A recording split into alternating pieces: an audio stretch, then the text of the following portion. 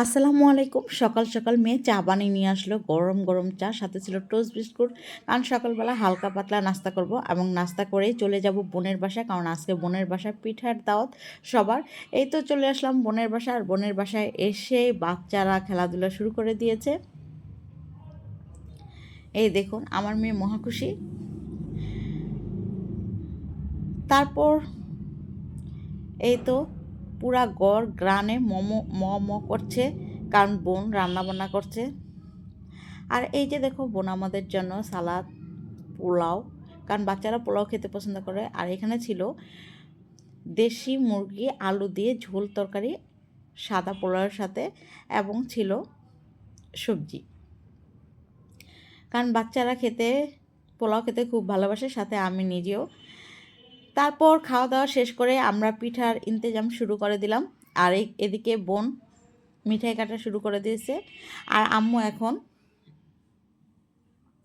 পিঠা বানানোর প্রসেসিং শুরু করবে।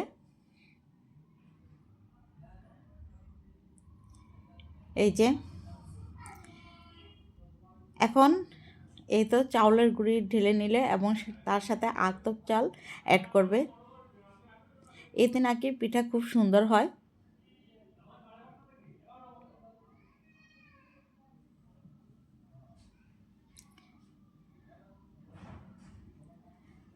তারপর পরিমাণ মতো লবণ এবং পানি দিয়ে গুঁড়িটাকে করে নেবে। আমরা সবাই কোনো না কোনো কাজে ব্যস্ত এবং তার সাথে গল্প করতেছি। আর এই শীতে পিঠা খাওয়ার মজাই আলাদা, গরম গরম ভাপা পিঠা। আমরা সবসময় ছোট ভাপা পিঠাই খেয়ে থাকি, কিন্তু এ ধরনের বড় পাতিলা ভাপা খুব কম খেয়ে থাকি। তাই আমরা আজকে সবাই বললাম যে বড় পাতিলা ভাপা খাবো। আর এই পাতিলা ভাপা আমার আম্মুই বানাতে পারে, কারণ আমরা এত বড় ভাপা পিঠা বানাতে পারি না, আমাদের হাতে হয় না। তারপরে যে একটু একটু পানি দিয়ে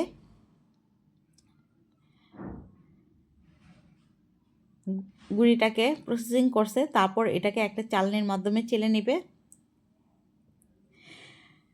তারপর এই যে বড় ছিদ্র বলে তার উপর একটা কাপড়, পরিষ্কার কাপড় বিছিয়ে এখানে গুঁড়িগুলোকে আস্তে আস্তে বিছিয়ে দিবে। তারপর তার উপরে গুড় এবং নারকেল বিছিয়ে দিবে। আর মিষ্টিটা যার যার প্রয়োজন মতো, কেউ বেশি মিষ্টি খায়, কেউ কম মিষ্টি খায়। আমরা যেহেতু বেশি মিষ্টি খাই, তাই আমরা এখানে বেশি গুড় অ্যাড করেছি। এই যে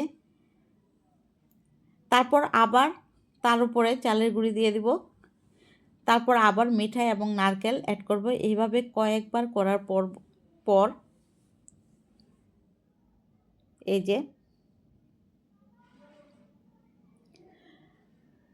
যখন পিঠাটা আস্তে আস্তে উপরে উঠে আসবে, তখন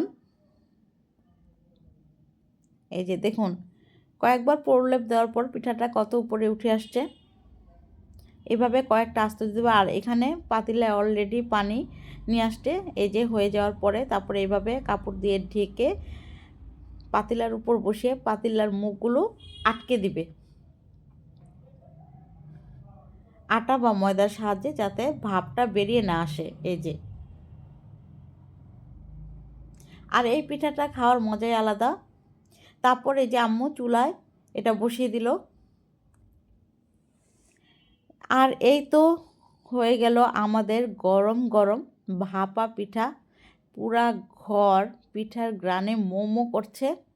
তারপর এই যে এখন এটাকে তুলে কেটে কেটে পিস করে সবাই খাবে। এই যে দেখুন কাটার পরে খুবই মজা এবং সুস্বাদু হয়েছে। এখানে আমার হাজব্যান্ডও চলে আসছে অলরেডি, সেও খেয়ে বলছে খুবই মজা হয়েছে পিঠা। যাই হোক, সবাই মিলে আনন্দ করলাম, পিঠা খেলাম। ধন্যবাদ সবাইকে।